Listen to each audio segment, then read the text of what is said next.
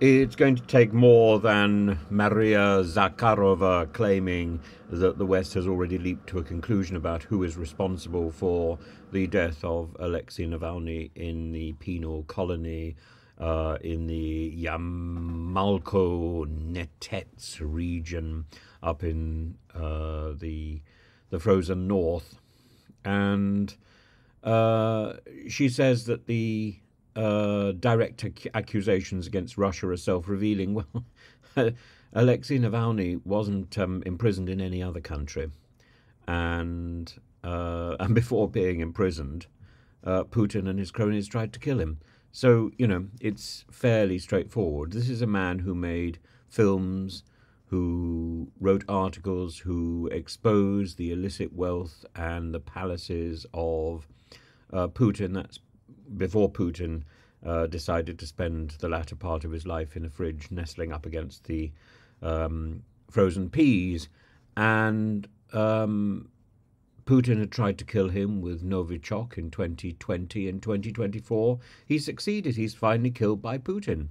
And Putin confirms his own pariah status by sanctioning this, and now by trying to sanction some sort of cover-up. His aide, Leonid Volkov, said the Russian authorities had effectively published a confession that they killed him in prison.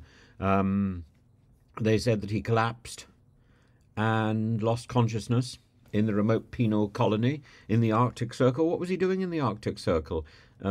Everybody and their dog knew that he was in ill health. Why? Because he was recovering from a poisoning attempt by President Putin. President Putin now solidifies his reputation as the long-lost brother of Kim Jong-un, isolated, contemptuous of anybody who stands up against him. It doesn't. You don't have to be right in order to stand up against Putin. You could be one of his friends, like Prigozhin, or one of his enemies, like Navalny. And I don't think Navalny was particularly an enemy of Putin. Navalny was just simply saying it like it is. Navalny was simply doing his job as a concerned citizen that the country was being run by brigands and thieves. You only have to look back at people like Sergei Magnitsky. Magnitsky was a tax advisor, arrested in 2008, killed in 2009. He spent a year in prison. And there's other people. Even Khodorkovsky, who's now released, but he's living in exile. He was imprisoned because he fell foul of Putin. And actually there was a story where he was cut across the face by a fellow prisoner called Kuchma. I think Kuchma. And it turned out later that Kuchma had been bullied and bribed and forced to attack Khodorkovsky, claiming that Khodorkovsky had made some sort of gay assault, had made some sort of gay attack on him. Complete nonsense, of course. Anyway, eventually Khodorkovsky managed to get out of prison and promised Putin that he wouldn't get involved in politics again. And but nevertheless, he's involved in sort of civic concerns. He wrote a letter saying that the invasion of Ukraine was criminal, wrong. One of the other people connected to Open Russia, the vice president of Open Russia, Vladimir Kara-Murza, still in prison in Russia. The list is endless. This is the way that Putin gets rid of people who question him, who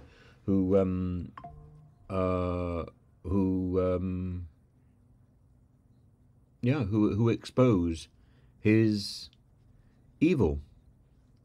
And there's so much to expose, and it's so obvious. And he's surrounded by this group of little gnomes who will say whatever Putin expects them to say. Dictated from the freezer. Dmitry Peskov. Mr. Putin has been briefed on the death of Navalny. Maybe it's written on the back of the packet of peas. along with the barcode. Barcode, barcode. It's. I think it has to be called out, and it has to be stated again and again. This person, Putin, is a thief and a liar and a murderer and a dictator, and he shouldn't be indulged.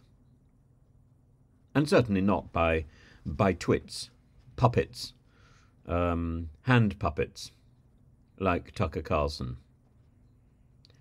And I know I've entertained myself with ideas that Mr. Putin is frozen and dead. But let me just make it very, very clear.